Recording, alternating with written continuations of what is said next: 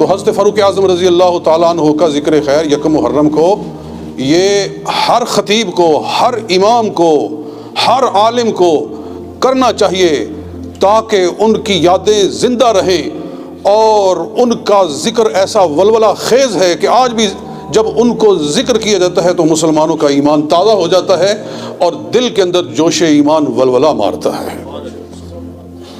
حضرت فاروق اعظم رضی اللہ تعالیٰ عنہ 40ویں مسلمان ہیں، 40ویں، ایک کم 40 لوگ مسلمان تھے اس وقت جب آپ اسلام لائے، اور آپ کے آنے سے 40 کی تعداد پوری ہوئی۔ آپ اس وقت ایمان لائے جب مہاجرین کی ایک بڑی تعداد ہجرت کر کے حبشہ گئی ہوئی تھی، سن 62، سن 62۔ تو سن 62 کے اندر حضرت عمر فاروق رضی اللہ تعالیٰ عنہ اسلام لائے، اور آپ کے اسلام لانے کا واقعہ بہت مشہور ہے۔ آپ علماء کرام سے اکثر و بیشتر اس کو سنتے رہتے ہیں کہ نکلے تو تھے حضور علیہ الصلوۃ والسلام کو شہید کرنے کے لیے، مگر وہ جانتے نہیں تھے کہ رسول اللہ صلی اللہ علیہ وسلم نے دعا کی تھی، اللہم اعز الاسلام بایمان عمر بن الخطاب، اے اللہ اگر تو دین کو عزت دینا چاہتا ہے تو عمر بن خطاب کو مسلمان بنا دے۔ یہ دعا سرکار کی قبول ہو چکی تھی، اور اسی لیے آپ کا اعزاز ہے، یہ آپ کی شان ہے، یہ آپ کی اسپیسیفیکیشن ہے، یہ آپ کی خصوصیت ہے کہ باقی سارے صحابہ سرکار کے مرید ہیں اور فاروق اعظم حضور کے مراد ہیں۔ باقی حضور کے پاس چل کر آئے، اور عمر فاروق وہ ہیں جن کو حضور نے اللہ سے مانگ کر حاصل کیا کہ اللہ اگر یہ بندہ میرے پاس آ جائے تو دین غالب ہو جائے گا۔ اور اس میں کوئی شک ہی نہیں ہے کہ ان کے آنے سے دین نے یکدم پلٹا کھایا۔ ان کا اسلام میں آنا یہ گویا اسلام کے لیے ایک نیا دن تھا، ایک نئی روح تھی جو اسلام کے اندر پڑ گئی، اور وہ شمع اسلام جو ایک بند کمرے کے اندر چمک رہی تھی وہ پہلی مرتبہ صحن حرم کے اندر جا کر چمکنا شروع ہو گئی۔ اس پر سبحان اللہ بنتا ہے جی۔ وہ شمع جو پہلے ایک بند کمرے میں چمک رہی تھی آج وہ نکلی اور حرم کے صحن میں جا کر چمکنا شروع ہوئی۔ جی ہاں، یہ 40 بندے، ایک کم 40، جو حضور علیہ الصلوۃ والسلام کے ساتھ چھپ کر ایک کمرے میں دروازہ بند کر کے نمازیں پڑھتے تھے، جی، دار ارقم کے اندر چھپ کے نمازیں پڑھتے تھے۔ عمر فاروق کے اسلام لانے سے پھر وہ کیفیت ہوئی۔ عرض کیا یا رسول اللہ صلی اللہ علیہ وسلم جب اسلام لائے کہ ہم سچے ہیں؟ فرمایا سچے ہیں۔ کیا ہمارا دین سچا ہے؟ فرمایا بالکل سچا ہے۔ رب سچا ہے آپ کا؟ فرمایا بالکل سچا ہے۔ تو عرض کیا یا رسول اللہ صلی اللہ علیہ وسلم جب آپ سچے ہیں، آپ کا رب سچا ہے، آپ کا دین سچا ہے، تو پھر یہ چھپ کر یہاں نمازیں پڑھنے کا کیا معنی ہے؟ آقا میرے ساتھ چلیں، میں چلتا ہوں، میں آپ کے ساتھ ہوں، حمزہ آپ کے ساتھ ہے، حضرت امیر حمزہ رضی اللہ تعالیٰ عنہ وہ آپ کے ساتھ ہیں۔ ابھی کسی ماں نے وہ بچہ جنا ہی نہیں ہے جو ہمارے ہوتے ہوئے آپ کا بال بھی بھیگا کر جائے۔ تو پھر یہ قافلہ نور اس طرح نکلا کہ آگے سرکار دو عالم صلی اللہ علیہ وسلم جا رہے ہیں، دائیں طرف حضرت امیر حمزہ ہیں، بائیں طرف حضرت عمر بن الخطاب ہیں، اور صحابہ کرام بھی حضرت صدیق اکبر ساتھ ہیں، جناب حیدر کرار ساتھ ہیں، عثمان غنی ساتھ ہیں۔ یہ سارا قافلہ جب حرم کے اندر داخل ہوا تو ان شیروں کو دیکھ کر کسی گیدڑ بے ایمان کو جرأت نہیں ہوئی ہے کہ سامنے آ کر کھڑا ہو جائے۔ جی، اور ایک قیامت ٹوٹ گئی لوگوں کے اوپر، دشمنوں کے اوپر، ہے کہ عمر بھی مسلمان ہو گیا ہے۔ جی، اب کیا باقی رہ گیا ہے؟ اور ان کے 3 دن پہلے حضرت امیر حمزہ اسلام لائے، صرف 3 دن پہلے وہ اسلام لائے۔ یہ 2 شیر تھے، ان کے اسلام لانے سے کیفیت ہی بدل گئی، ماحول ہی بدل گیا۔ حضرت عمر فاروق رضی اللہ تعالیٰ عنہ اور امیر حمزہ دونوں، اور آپ سنتے رہتے ہیں علماء کرام سے کہ جب حضرت عمر فاروق اسلام لانے کے لیے آئے تھے نا تو تلوار اپنی گردن میں انہوں نے لٹکائی ہوئی تھی، وہ تلوار لٹکائے رکھتے تھے، تلوار لٹکائی ہوئی تھی۔ تو اندر کمرہ بند کر کے صحابہ کرام بیٹھے ہوئے، سرکار تشریف فرما ہیں۔ ایک صحابی دروازے کی دراڑ سے دیکھ کر کہتے ہیں کہ عمر آ رہا ہے، اور تلوار بھی اس نے گردن میں ڈالی ہوئی ہے، تو اب کوئی مسئلہ بن سکتا ہے تو امیر حمزہ رضی اللہ تعالیٰ عنہ نے کیا فرمایا تھا؟ کوئی بات نہیں، کوئی آتا ہے تو آئے، اسی کی تلوار سے اس کا سر کاٹ کے رکھ دیں گے۔ لیکن جب آئے تو رسول پاک صلی اللہ علیہ وسلم نے ان کا گریبان پکڑا اور فرمایا عمر تو کب سیدھے راستے پر آئے گا؟ عرض کیا یا رسول اللہ میں کلمہ ہی پڑھنے کے لیے حاضر ہوا ہوں، میں تو مسلمان ہی ہونے کے لیے حاضر ہوا ہوں۔ اور آپ کا مسلمان ہونا قرآن کی تاثیر پر ایک سب سے بڑی گواہی ہے۔ قرآن کیسی مؤثر کتاب ہے، قرآن کی تلاوت دلوں کو کس طرح بدلتی ہے۔ حضرت علامہ اقبال کا ایک شعر ہے، آپ فرماتے ہیں بیک سوز نوائے پھر آتے تو دگرگو کرد تقدیر عمر را، اے عورت، اے مسلمان عورت، یہ تیرا مقام و مرتبہ ہے کہ تیری ایک تلاوت نے عمر جیسے شخص کی تقدیر کو بدل کے رکھ دیا۔ بہن سے قرآن سنا تو بس اسی وقت ہی ایسا دل پہ اثر ہوا، عرض کیا، فرمایا کہ مجھے وہ جو پڑھ رہے تھے تو مجھے بھی وہ ذرا دکھاؤ۔ انہوں نے کہا کہ تو ناپاک ہے، تو پہلے غسل کر، اگر تو اس کو دیکھنا چاہتا ہے، اس کو پکڑنا چاہتا ہے تو غسل کر کے آ۔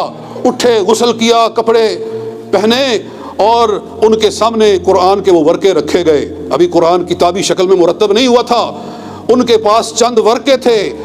ایک ورقہ پیش کیا جس کے اوپر سورہ طٰہٰ لکھی ہوئی تھی، بس سورہ طٰہٰ کو پڑھتے چلے گئے اور ایمان کی کیفیت دل کے اندر پیدا ہوتی چلی گئی۔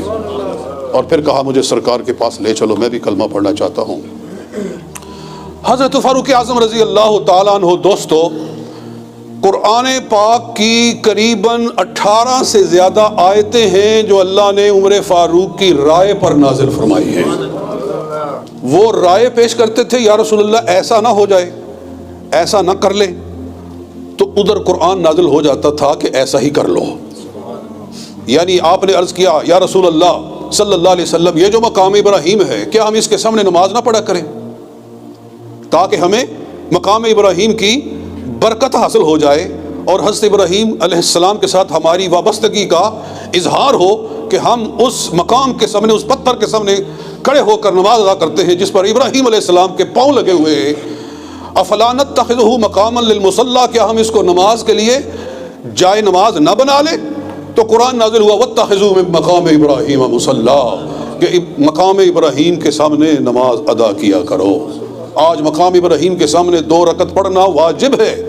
جو بھی طواف کرتا ہے، چاہے طواف حج کا ہو، چاہے طواف عمرے کا ہو، چاہے طواف نفلی ہو، جب بھی کوئی 7 چکر لگاتا ہے اس پر واجب ہے کہ وہ مقام ابراہیم کے سامنے کھڑے ہو کر نماز ادا کرے۔ اور میں سمجھتا ہوں ان کی رائے پر یہ آیت نازل ہوئی، تو جو شخص بھی مقام ابراہیم کے سامنے نماز ادا کرتا ہے اس کا ثواب جہاں اس کو ملتا ہے وہاں فاروق اعظم کو بھی ضرور جاتا ہے۔ وہ ہماری نمازوں میں شامل ہے۔ اور پھر شراب، خانہ خراب، لوگوں کا ایمان خراب کرتی ہے، ان کا اخلاق خراب کرتی ہے۔ ایک مرتبہ لوگوں نے شراب پی، جائز تھی، حلال تھی۔ ایک شخص نے نماز پڑھائی، کوئی انصاری صحابی تھا، اس نے نماز پڑھائی، اس کو نماز کے اندر پڑھنا بھول گیا، وہ قرآن پاک کو غلط پڑھنا شروع ہو گیا۔ حضرت عمر نے عرض کیا یا رسول اللہ صلی اللہ علیہ وسلم، یہ خانہ خراب مثل پیشاب یہ ہمیں نماز کے اندر بھی خراب کرتی ہے، تو یا اللہ اس کے لیے کوئی شافی بیان نازل فرما۔ تو اللہ تعالیٰ نے پہلی آیت نازل فرمائی شراب کے بارے میں کہ لا تقربوا الصلاۃ وانتم سکارى، جب تم نشے میں ہو تو نماز کے قریب نہ جاؤ۔ یہ آیت فاروق اعظم کے کہنے پر یا ان کی رائے پر اور ان کی سجیشن پر نازل ہوئی۔ اور پھر اس کے بعد آپ نے ایک مرتبہ پھر ایک اور واقعہ ہوا، تب بھی آپ نے یہ بات کہی، تو پھر یہ آیت نازل ہوئی کہ نماز کے شراب کے اندر کچھ ظاہری فائدے بھی ہیں، نقصان زیادہ ہے، تو لہٰذا جو بہتر لوگ ہیں، جو تقوی والے لوگ ہیں وہ اس سے بچتے ہیں۔ تو پھر بہت سارے مسلمان چھوڑ گئے، پہلے واقعے پر بھی چھوڑ گئے، کچھ لوگ اور چھوڑ گئے، پھر ایک اور واقعے پر آپ نے تیسری مرتبہ عرض کیا، تو پھر وہ آخری آیت نازل ہوئی شراب کے بارے میں کہ انما الخمر والمیسر والانصاب والازلام رجس من عمل الشیطان فاجتنبوہ لعلکم تفلحون، اس پر پھر شراب کو مکمل حرام کر دیا گیا۔ تو دوستو، یہ فاروق اعظم رضی اللہ تعالی عنہ ہیں۔ حضرت فاروق اعظم رضی اللہ تعالیٰ عنہ کے بارے میں یہ بھی عرض کر دوں کہ ان کو اہل بیت کے ساتھ بے پناہ محبت تھی، ان کو اہل بیت کے ساتھ بے پناہ محبت تھی۔ آج دنیا میں جتنے حسینی سید ہیں، یعنی سید دو ہے نا، ایک امام حسن کی اولاد ہے اور ایک امام حسین کی اولاد ہے، دو ہی حضور کے نواسے ہیں۔ سرکار کے اپنے بیٹے تو اللہ نے بچپن میں اٹھا لیے تھے، حضور کی نسل چلی ہے کائنات کے اندر روئے زمین پر تو وہ حسن و حسین دونوں نواسوں کے ذریعے سے چلی ہے۔ جو حسینی ہیں یہ مائی شہر بانو کی اولاد ہے، یہ سارے کس کی اولاد ہیں؟ حضرت شہر بانو۔ حضرت شہر بانو ماں ہے امام زین العابدین کی۔ حضرت امام حسین کی باقی اولاد کربلا میں شہید ہو گئی، ایک بیٹا بچا امام زین العابدین۔ اور امام زین العابدین کس نے حضرت حسین کے ساتھ ان کی والدہ شہر بانو کا نکاح کس نے کیا تھا؟ حضرت فاروق اعظم رضی اللہ تعالیٰ عنہ۔ جب یزدجرد قتل ہوا، ایران کا بادشاہ قتل ہوا، تو اس کی بیٹی شہر بانو وہ گرفتار ہو کر شہزادی، ایران کی شہزادی جب گرفتار کر کے قیدی کر کے مدینہ شریف میں لائی گئی تو روایتوں میں ہے کہ اس کے حسن و جمال سے مسجد نبوی کی دیواریں چمک اٹھی۔ تو اس وقت کسی نے کہا کہ یہ شہزادی ہے تو امیر المومنین کے بیٹے کے لیے سب سے مناسب ہے کہ اس کا نکاح امیر المومنین کے بیٹے کے ساتھ کیا جائے، عمر فاروق کے بیٹے کے ساتھ کیا جائے۔ آپ نے فرمایا خبردار، میرا بیٹا اس لائق نہیں ہے کہ اس کے ساتھ اس کا نکاح کیا جائے، محمد مصطفیٰ کا نواسہ اس لائق ہے کہ اس کے ساتھ اس کا نکاح کیا جائے۔